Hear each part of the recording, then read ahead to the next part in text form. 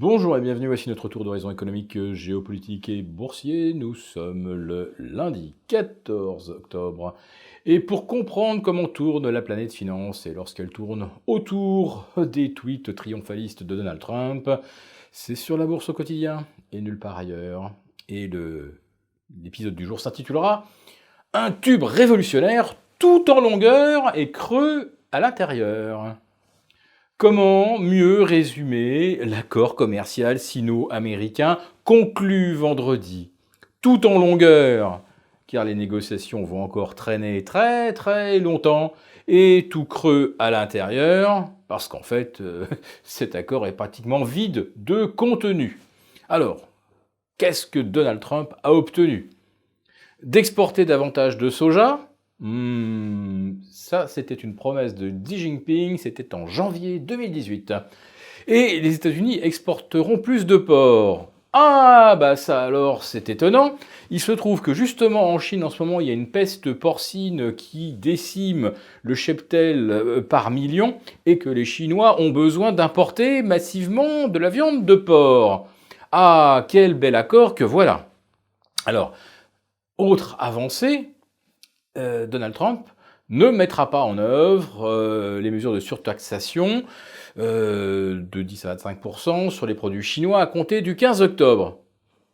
Il ne va pas les mettre en œuvre. Autrement dit, on reste exactement dans la situation initiale. Par contre, les surtaxations prévues au 15 décembre, elles sont maintenues. Donc en fait, c'est une avancée de ne pas faire quelque chose qui de toute façon ne paraissait pas très judicieux. Et puis en ce qui concerne les grandes avancées sur la protection de la propriété intellectuelle, eh bien ces avancées sont d'autant plus grandes que l'on n'en connaît pas le contour ni le périmètre. En fait, on n'en sait strictement rien. Ce qu'on sait, c'est que la question est suffisamment grave et importante pour que Donald Trump et Xi Jinping en discutent d'homme à homme. Autrement dit, les négociateurs, tout ça, ils peuvent retourner faire une partie de golf. Ils ne servent strictement à rien. Ils seront certainement heureux de l'apprendre et les contribuables également. Donc, il fallait bien annoncer quelque chose vendredi, sinon ça serait passé pour un échec total. Mais enfin, la montagne a accouché d'une souris, même pas, d'une musaraigne. Et en fait, on nous a vraiment pondu un tuyau creux. Voilà. Alors, la réaction des marchés, une légère déception en fin de séance à Wall Street. Ça n'a pas été quand même...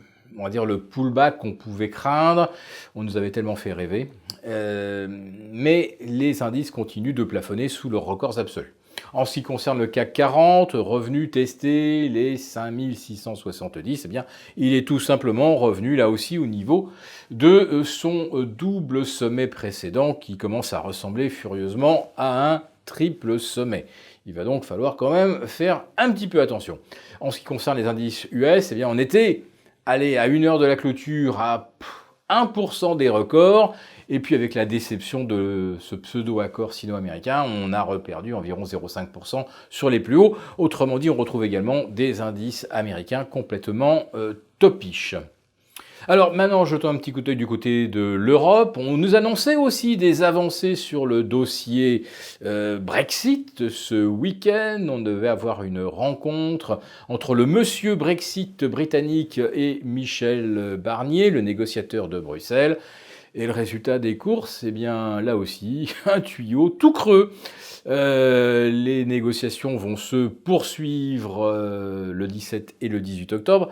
On les appelle les négociations de la dernière chance. C'est tellement la dernière chance que si elles échouent, on a déjà prévu de se revoir le 29 et le 30 octobre à la veille du potentiel Brexit. Donc voilà, à nouveau un tuyau tout creux.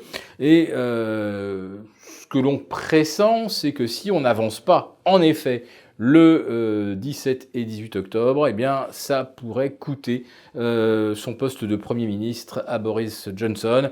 Et à ce moment-là, on se préparerait à de nouvelles élections. Et à ce moment-là, le Brexit, alors lui, serait repoussé au calendrier grec, puisqu'il faudrait reprendre les négociations, et que dans ce cas, eh bien, la date du 31 janvier serait évidemment beaucoup, beaucoup trop proche.